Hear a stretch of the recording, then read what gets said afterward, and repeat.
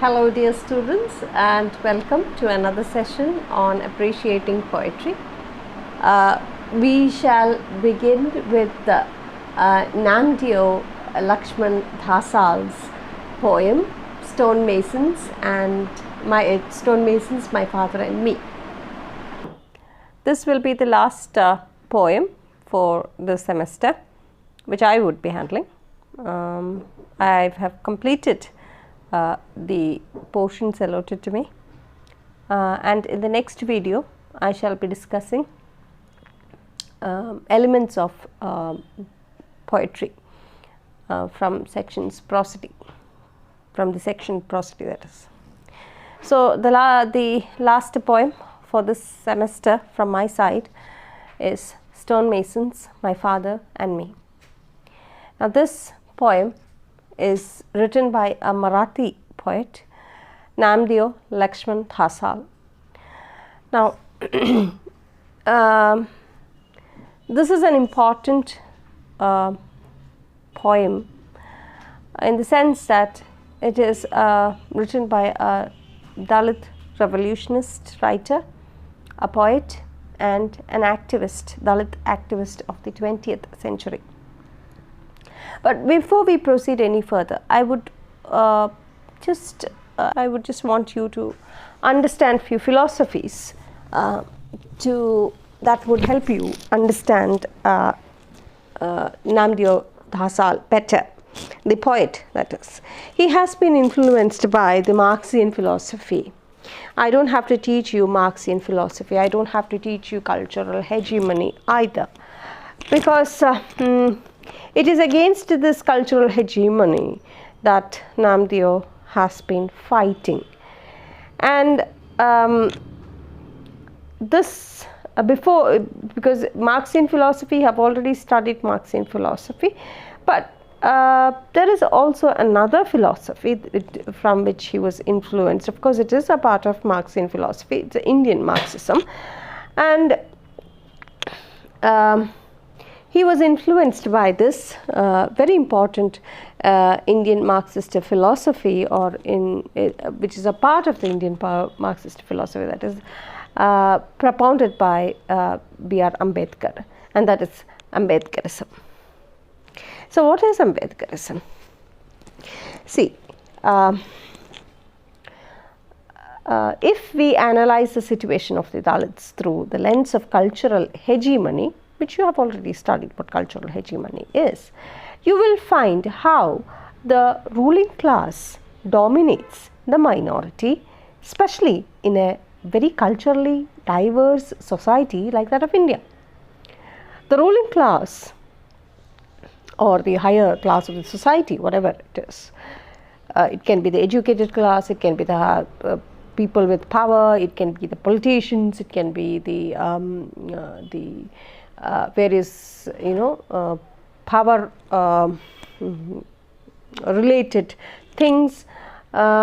It could be anything. So these the higher class of the society, when I say a higher class of the society, I mean the one with the power, the majority with the power. No, okay, they have power as in terms of money, as well as education and so on.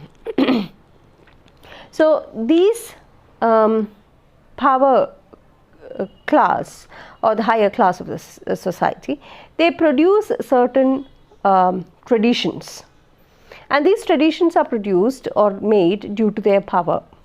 And these traditions and conventions, what happens is they later become a norm. They set it as a norm, it means rules, and these rules are set forward or are seen as universal ideologies, which they say is to benefit everyone, but it is only in saying. When it comes to reality, this ruling class, the power or the rules that are set by this ruling class, though they say it is for everyone, benefits only the ones in power. Okay, so cultural hegemony means the ones in power and how they dominate the minority. The ones in power are the ones who are monetarily benefited, who are economically benefited, who are socially benefited, culturally benefited, and so on. Okay, and they are the ones who set forward rules and regulations, how a society should be governed, how a society should be, and so on. So what they do is they set rules which are meant for everyone.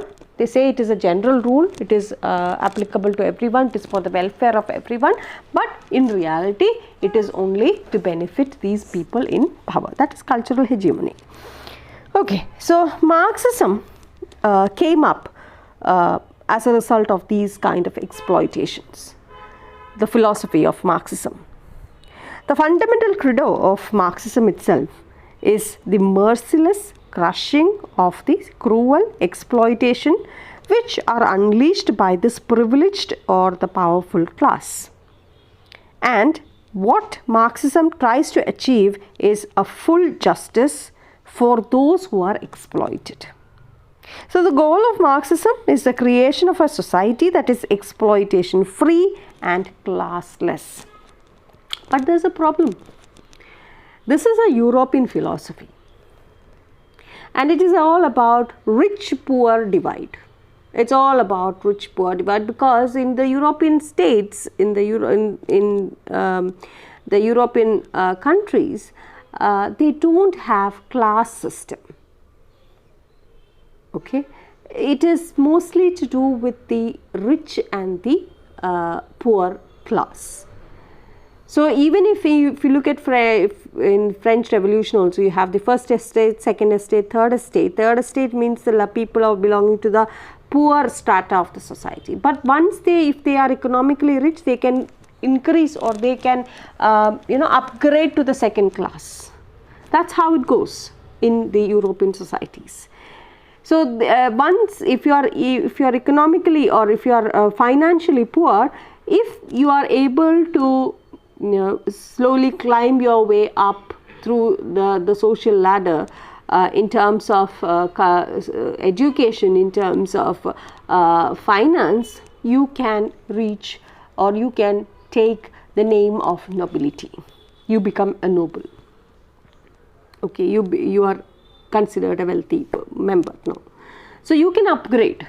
That is what happens in the European society. Whereas in Indian society, however rich you are, even if you are rich, even if you have attained the power of, if you are financially rich or you have, you are educated, you are rich in terms of literacy, even then, if you belong to a particular class of the society, you cannot upgrade yourself to a higher strata of the society.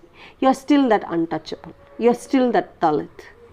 Okay, that is the reason as to why Indian Marxism was considered incomplete. Marxists engaged struggles on workers' issues. In India, normally they engaged the struggles on workers' issues, but they paid no attention to the caste system and the untouchability that existed in the country. Hence, Marxists failed to earn complete trust of the Dalits. They were still the minority. They were still the exploited. So Marxism itself is to bring out exploitation-free country or exploitation-free and a classless country. But here Marxism cannot do anything because the Indian society is divided into several castes. Unless and until this caste system is abolished, unless it is removed, Marxism cannot completely work or function in this society, in the Indian society. So, to B.R. Ambedkar, the destruction of untouchability was the paramount concern. Thus was born this philosophy of Ambedkarism with a prime aim to remove caste system from the country. Okay, now that is all that I want to talk about Ambedkarism. I just wanted you to know that this is what is called Ambedkarism. And I just want to tell you why the Indian Marxism is considered incomplete. Okay. Now coming back to the poem and the poet, Namdeo Lakshman Dhasal was greatly influenced by both Marxian philosophy and Ambedkarism. To him, poetry meant politics. He considered writing a political activity. He wanted to write for the impoverished, the underprivileged, and the exploited sections of the society. He aimed to voice their feelings and problems through his poems. He also aimed to create a revolution. His themes, if you look at his themes were mostly on gender, sexuality, the oppressed, and the common man. He himself belonged to the Mahar caste. They are the underprivileged sections of the Indian society in Maharashtra. Another thing that you have to remember is the place where he lived. He lived near Kamatipura, India's largest colony of sex workers, and Durga Devi Udyan, which was a niche of transgenders. So we can see its impact on his writings. He has a very subversive perspective about women and transgenders. That means he wanted to bring a change for these sufferings, the sufferings of these people, the women who are the sex workers and also these transgenders. Most of them reach there through crooks and pimps. Most of the women who work in these colonies are either tricked and cheated or are kidnapped, and they end up in these places and they live a hell of a life. The transgenders, they are born that way, and their life is equally traumatizing as that of these sex workers. So here, since he lived near this place, he wanted to overturn the very attitude of the government and the society towards them. Dhasal's affinity and loyalty has always been with a larger section of humanity. He chose to address the common man's perspective. Now, in June 1972, Dhasal, along with Raja Dhale, J.V. Pawar and Arun Kamble, founded the Dalit Panthers movement, which was inspired by Dr. B.R. Ambedkar. And also the influence came from, or the inspiration came from the Black Panthers movement of, the Black Panthers of the United States.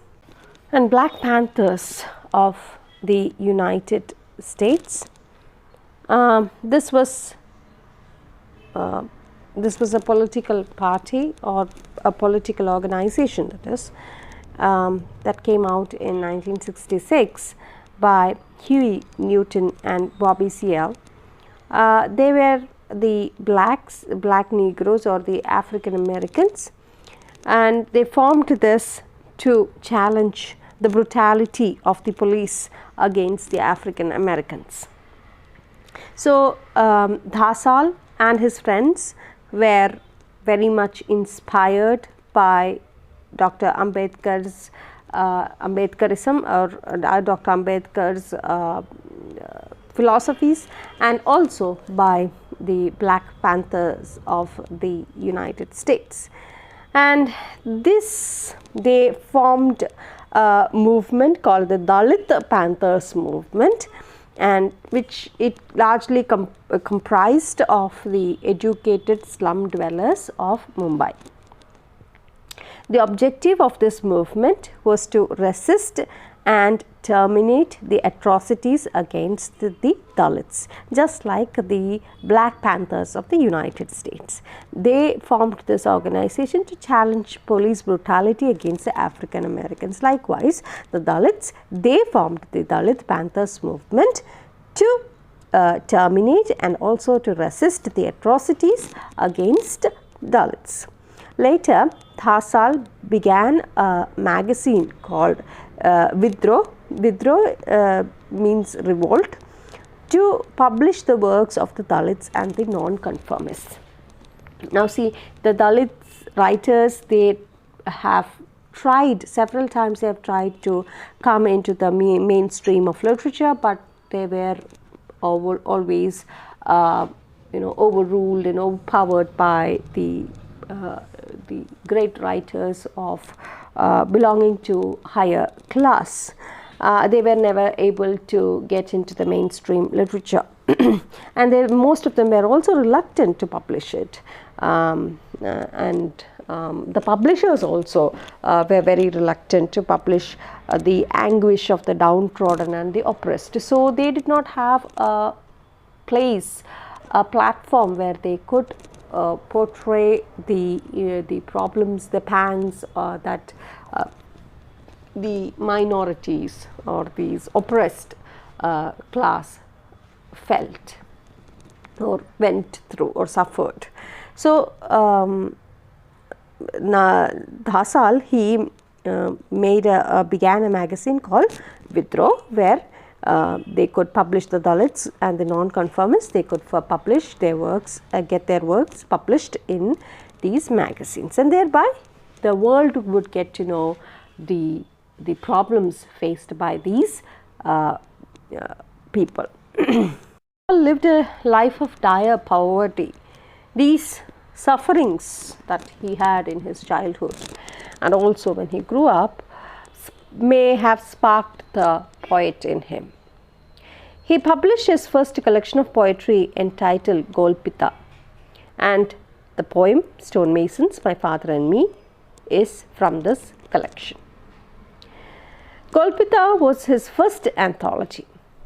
It is a violent disowning of the dehumanizing, unjust past. Stonemasons, represented by his father, are the people who are much sinned against. They are the marginalized and the oppressed people. Now, the society often glorifies the myth of stonemasons, right? They romanticize the stonemasons, how beautifully they are able to carve a lifeless thing and give it life. Do you know the myth of Pygmalion? I'm not going to give away the myth of Pygmalion right now. I want you to go and do a small research on Pygmalion, the myth of Pygmalion, and we shall discuss that in our interaction, during the interaction. That would be the question. Okay, so I'll just call out your names and you will be telling me the myth of Pygmalion. Okay, so this the society often they glorify these stonemasons, but they are not ready to change their attitude towards them. The stonemasons are from the downtrodden or the untouchable class. They are denied all privileges of the society. The father in this poem, he submissively accepts the fate as their karma, but the son refuses to oblige to it. These stonemasons, they belong to a group of untouchables called the Vadari class. They are from the eastern border of Maharashtra, and they break huge blocks of stones into gravels and chips for their livelihood, and they lead a nomadic life and they move across the country in groups. They offer their services to the world of construction.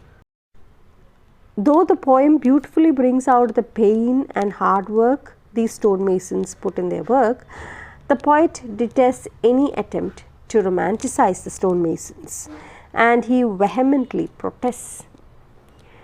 In the first few stanzas, you will find that he starts by romanticizing. The first line seems to romanticize, but that is how the society looks at the stonemasons.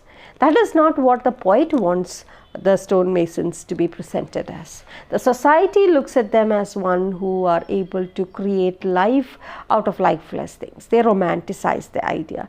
But as we move on to the next few lines of each stanza, we find that he is just negating, or he is retaliating against this first line, where the society romanticizes the stonemasons. He says these people who romanticize the stonemasons, they don't see the reality, they don't see their problems.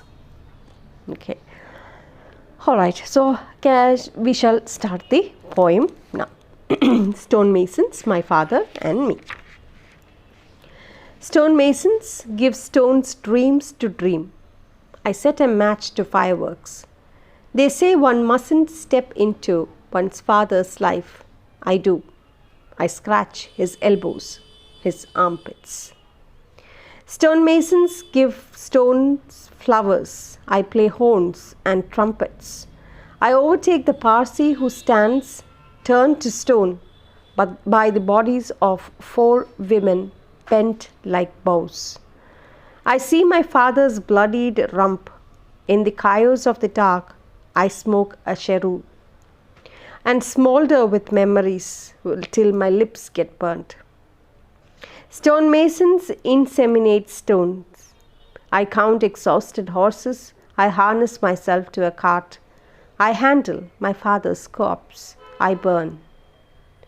Stonemasons mix blood with stones. I carry a load of stones. Stonemasons build a stone house. I break heads with stones. So let's start. Let's go stanza wise. Let's do the first stanza. Stonemasons give stones dreams to dream. Namdya Dasal draws the attention of the readers from this first stanza onwards. His poetic diction itself is different from the other poets. When he writes about the oppressed and the exploited, the language he uses brings forth that bitter reality.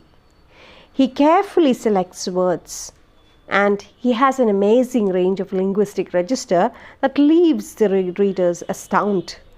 In the first line, if you look at the first line, the stonemasons are purposefully romanticized as how the society has done.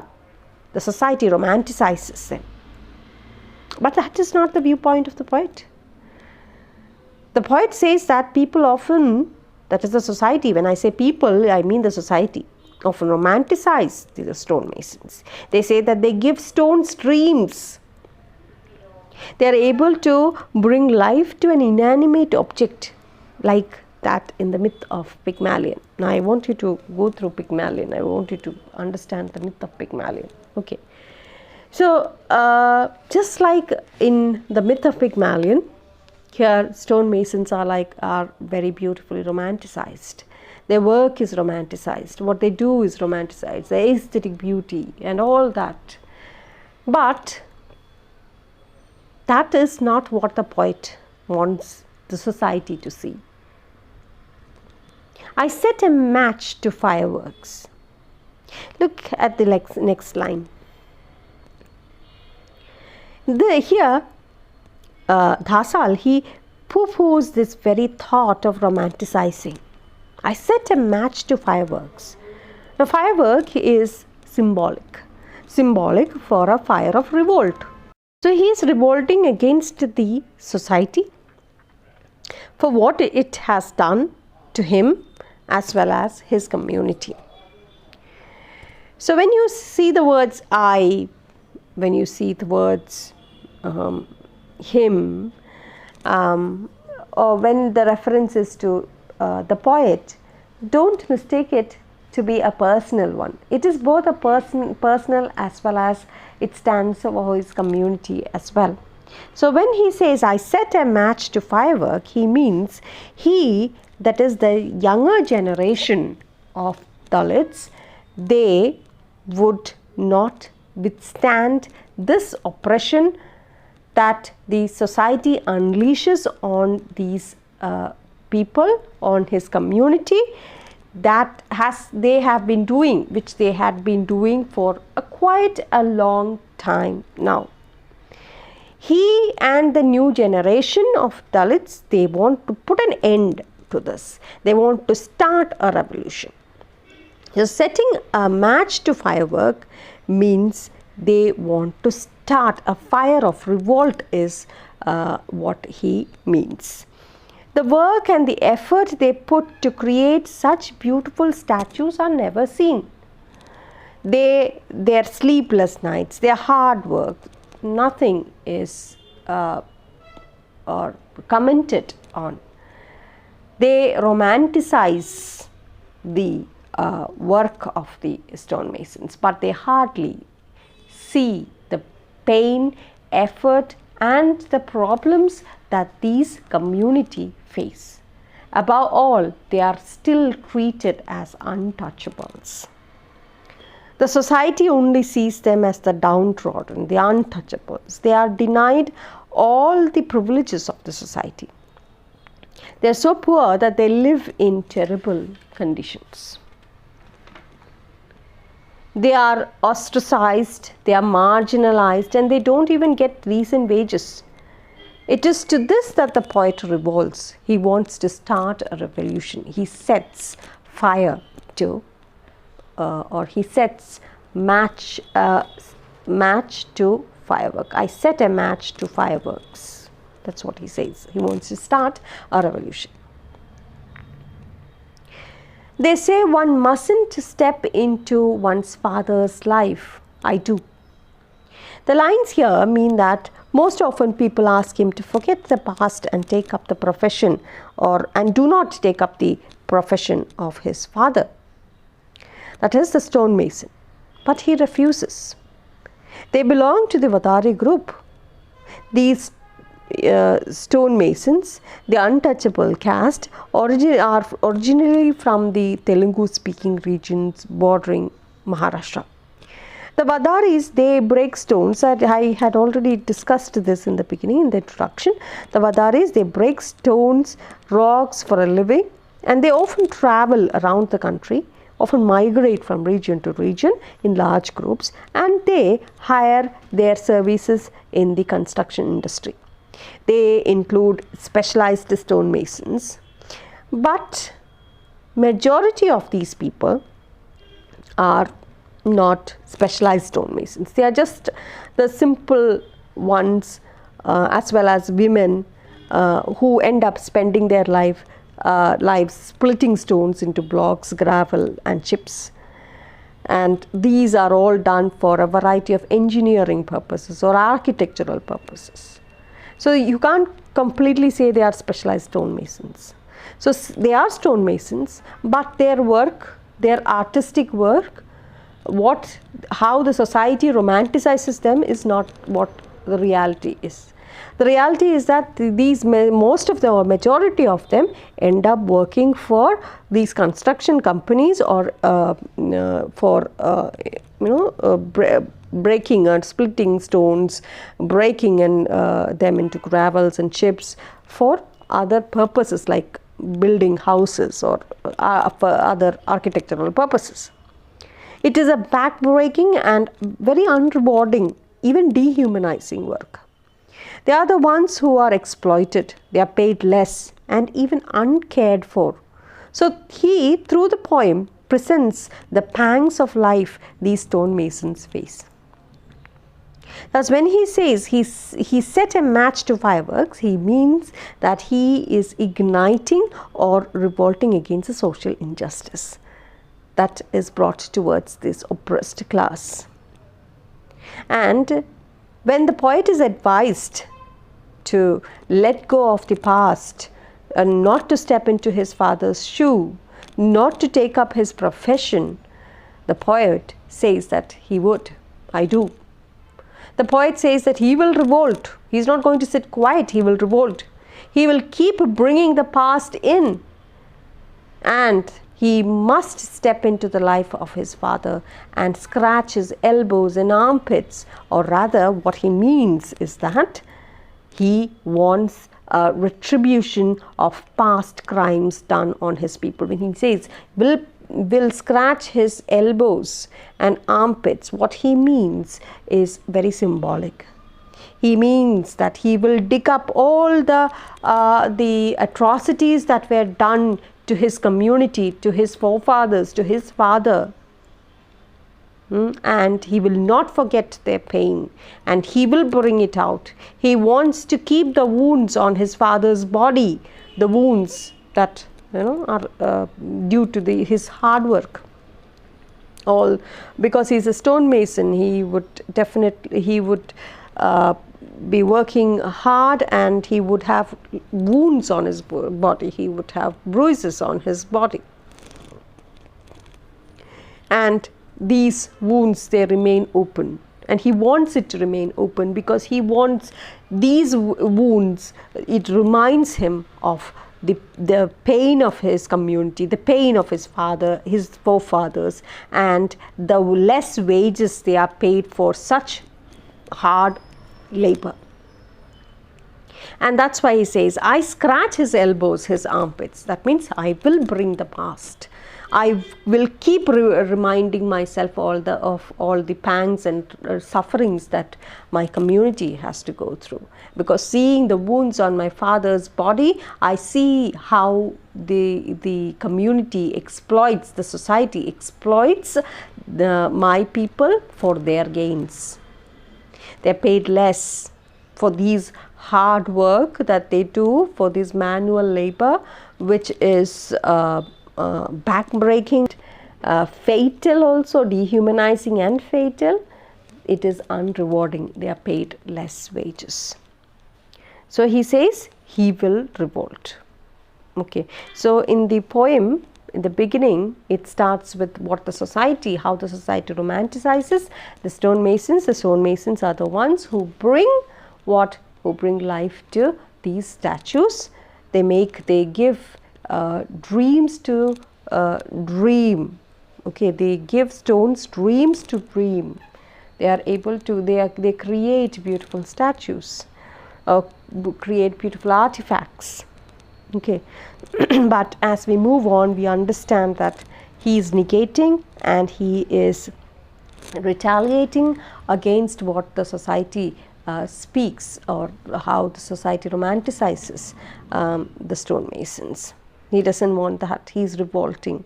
He is digging up the past, that all the offenses that the society has done upon them, and keeps doing it.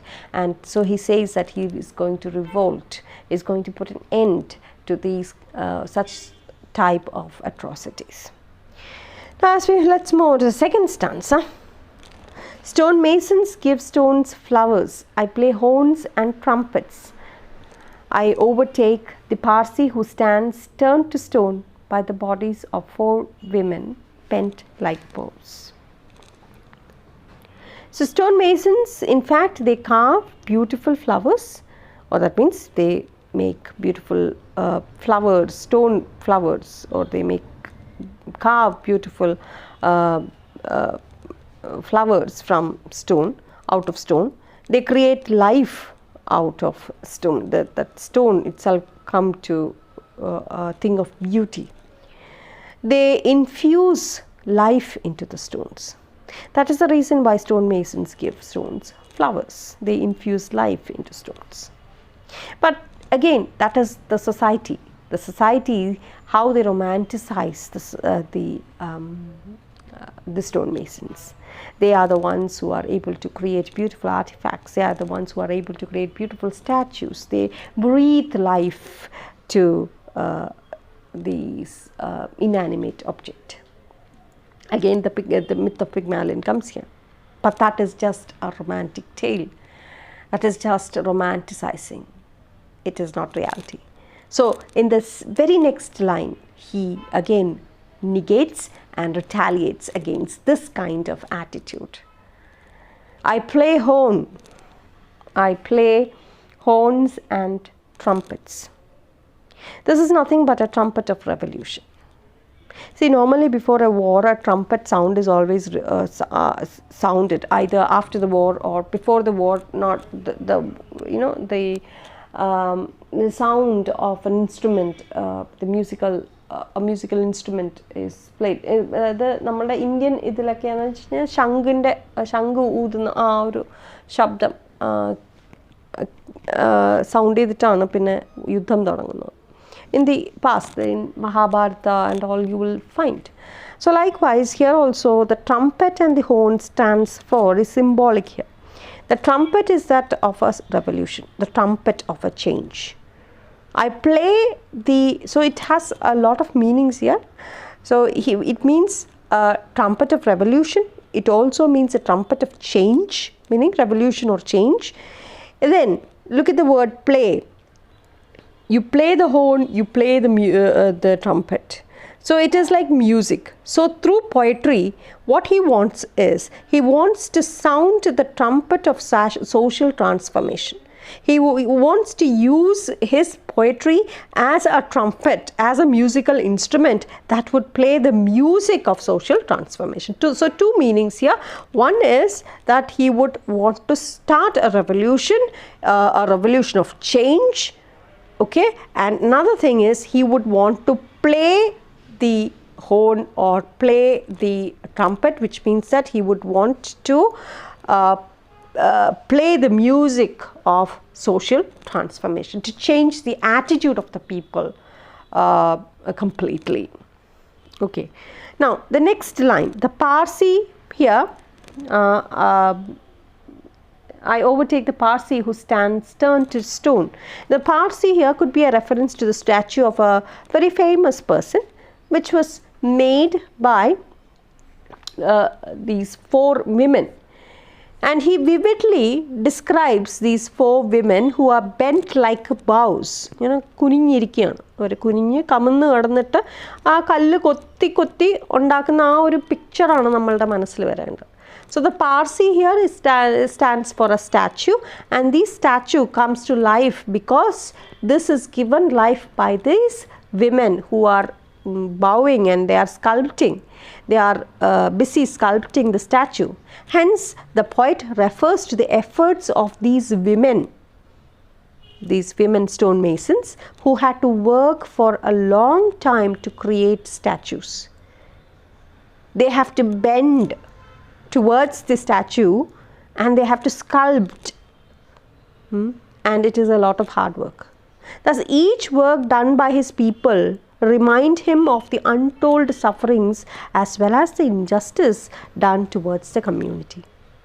സ്ത്രീകൾ ഇത് ഇങ്ങനെ കമന്ന് കടന്ന് they are not like men. They are physically not as strong as men, and here they are doing a work which requires a lot of physical strength. They are working hard. Their tender hands are all bruised. Not just that, they have to look after their family, they have to look after their children and also do this work. But at the end of the day, they are paid very less. So he is constantly reminded of all the sufferings that his people are going through. Now look at the third stanza. Now the third stanza is a continuation only. I see my father's bloodied rump.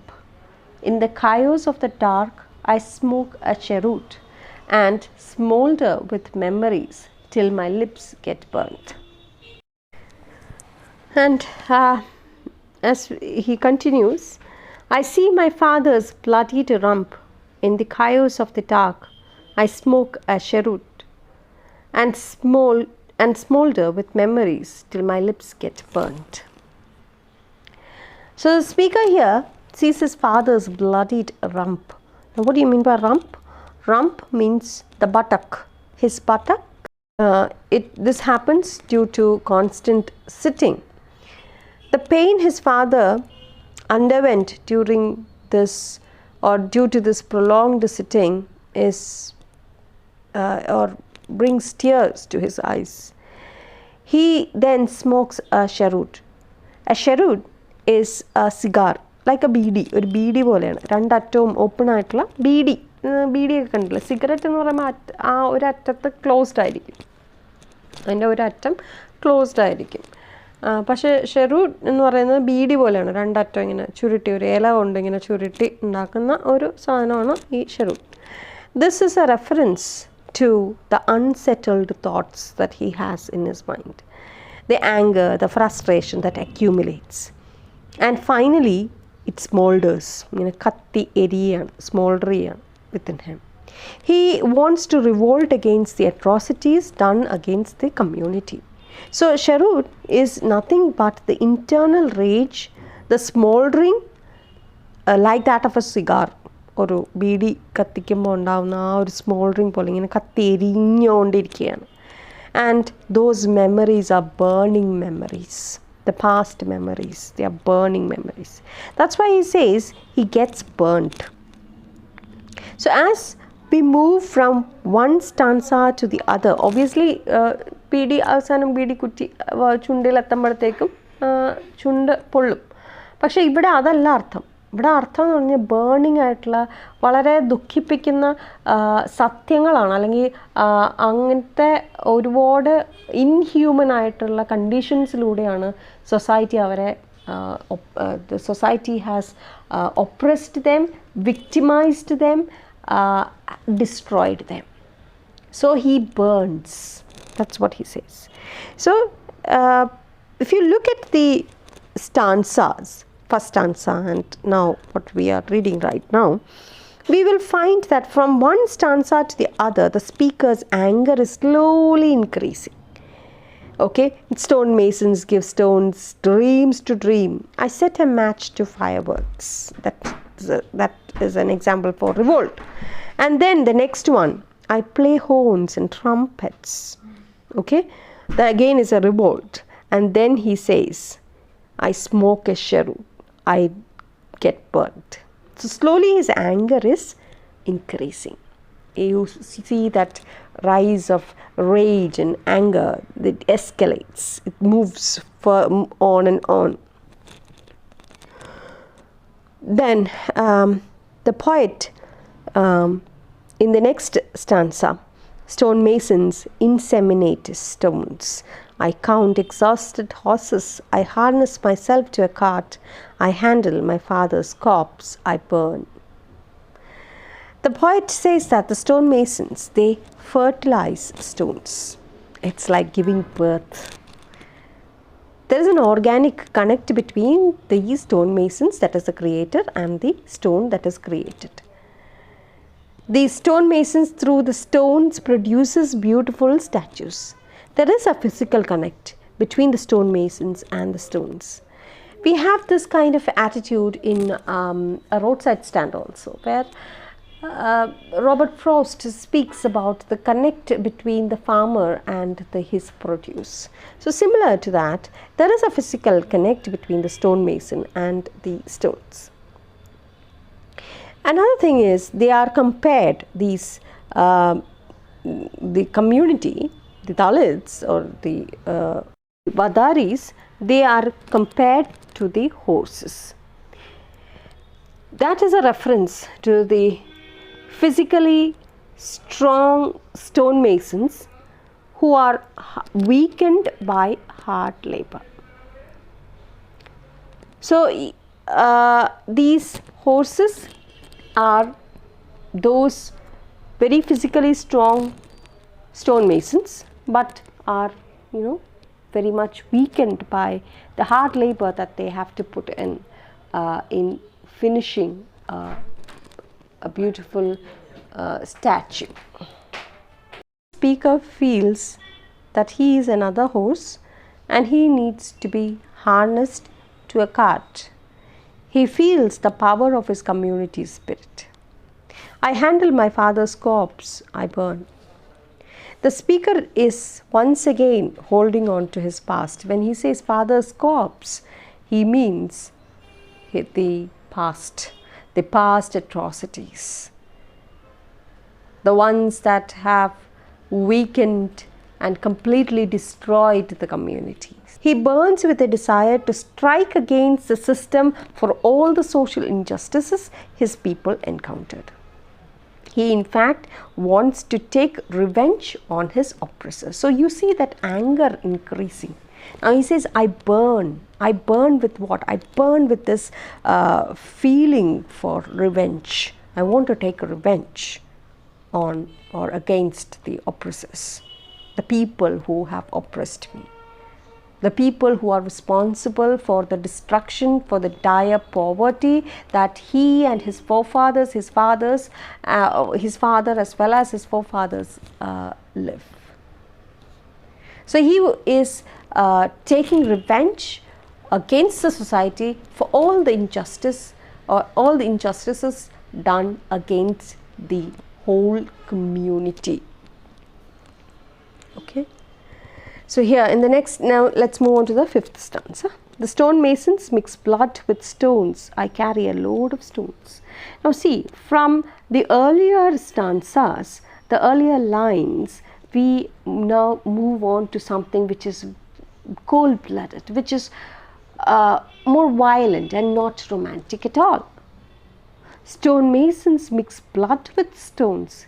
Earlier he said stonemasons, slowly he's changing. Earlier he's changing to that of ugly reality. He says stonemasons inseminate stones, produce artifacts, inseminating stones. So slowly he's moving to ugly reality. And then when it comes to the last one, the last stanza, he gives us the one or the true face of reality. The stonemasons, they mix blood with stones. So all the artifacts that you see, all the statues that you see, you will find the pain, the hard labor, the sweat and the blood that has created them. It is a mix of his sweat and blood. Okay, and he moves on. Now his anger is at the peak. So till now we have seen a soft romantic tone in the poet, but now he speaks about his problems, the social injustices they had to face, and the stones carved into beautiful statues. The tone is not soft. Earlier, the ones that were carved into beautiful statues, the stones dream, the giving stones dreams to dream, giving flowers, making beautiful statues, and all were very romantic, very soft. But as we reach the last stanza, the fifth stanza, things change. The tone is that of sharp, violent one. Earlier it was all about creating beautiful things. Now it is about violent rage, mixing blood with stones. He says that his ancestors have built stone houses in the past and even sacrificed their lives. See, many of them, if you look at the old statues, ഇപ്പോൾ stone masons ഇപ്പോൾ Indian society മാത്രമായിട്ട് എടുക്കണമെന്നില്ല. Stone Mason നമ്മുടെ ഈജിപ്തിലെ പിരമിഡൊക്കെ നോക്കുകയാണെങ്കിൽ എത്രയോ മനുഷ്യരുടെ ജീവൻ പൊലിഞ്ഞിട്ടുള്ളതാണ്. ഈ ഏറ്റവും ഹാർഡായിട്ടുള്ള ഡീഹ്യൂമനൈസിങ് ആയിട്ടുള്ള സ്ലേവ്സ് ആയിരുന്നു അവരെല്ലാം. അവരെ കൊണ്ട് എത്രയോ വലിയ ബ്ലോക്ക് ഓഫ് സ്റ്റോൺസാണ് ക്യാരി ചെയ്ത് ചാട്ടവാറ് കൊണ്ട് അടിച്ച് എത്രയും പൊക്കത്തിൽ കൊണ്ടുപോയി അതിൽ നിന്നൊക്കെ വീണ് മരിച്ചിട്ടുള്ളവർ എത്ര പേരുണ്ട്. അങ്ങനെ ആ ജീവനൊന്നും തന്നെ വിലയില്ല. But the pyramid is for the pharaoh to take eternal rest.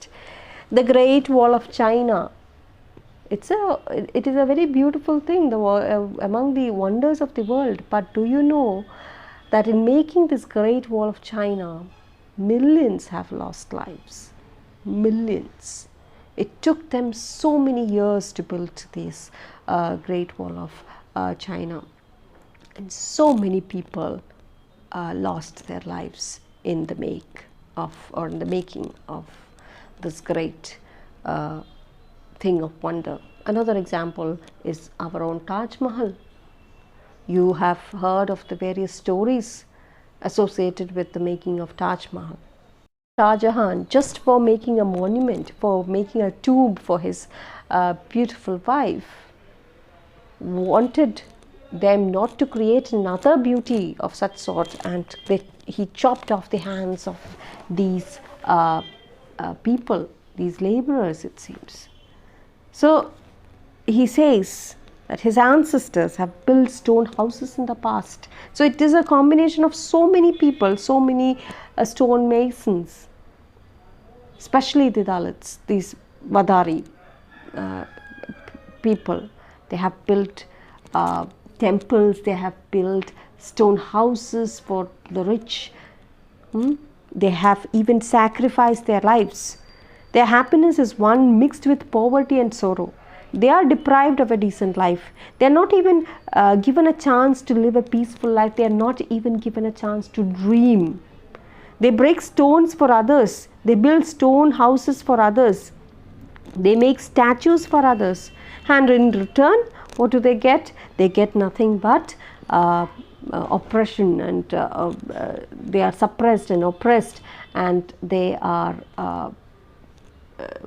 badly treated, inhuman treatment, starvation, hard labor, and inhuman attitude towards the people, towards his community, fills the poet with rage. And he says that he will not sacrifice his life for the oppressors. He is not going to be like his ancestors. He is going to bring a change. Instead, he wants to make a life for himself and also his community who has been suffering for or till now. So if you look at the title Stonemasons, My Father and Me, the pronoun me represents the younger generation.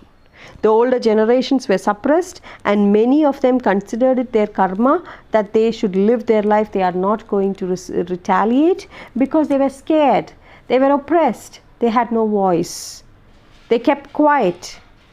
But the younger generation is not content on keeping quiet, or they are not content with what is going on, and they are not intent on keeping quiet.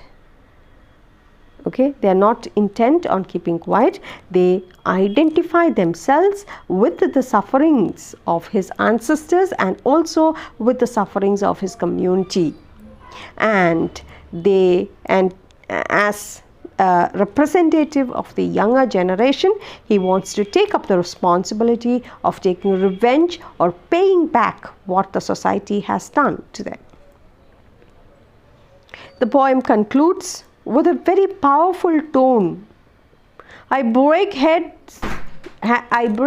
with stones. Here he reminds the people or the society of all the atrocities that they have committed to them or committed against them.